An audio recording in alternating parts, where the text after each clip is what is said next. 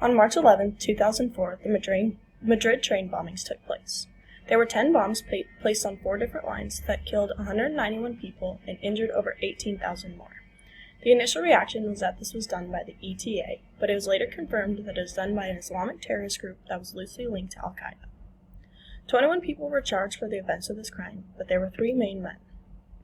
Jamal Zogam was an individual linked to an Islamic terrorist cell. Othman El-Nawi was a Moroccan also linked to an Islamic terrorist cell.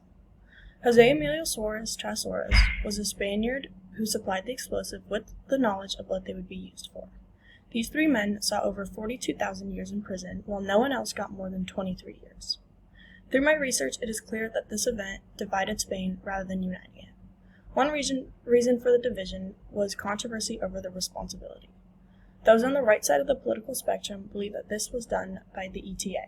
Those on the left side of the political spectrum believe that this was done by Al-Qaeda because of Spain's involvement in the U.S.-led invasion of Iraq.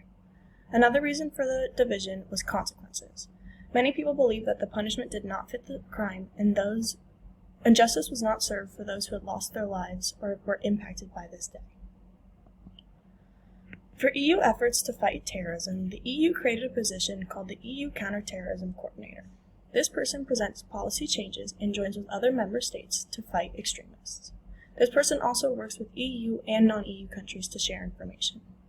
Another fight against terrorism was the creation of Europol.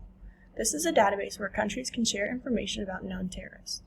This is helpful because countries can identify these individuals and prevent them from entering their territories. A third fight against terrorism is the prevention of radicalization. Online communication has made it easier for terrorists to communicate across borders, so they have created a program to remove terrorist content and disable all access to it. Through our research and our personal opinions, we acknowledge that Islamic terrorism is a prominent threat in Spain, but we ultimately conclude that it is not worse today than it has been in the past. With that being said, it is still a grave threat, and authorities and citizens need to continue to do their part to prevent any more tragedies from terrorism.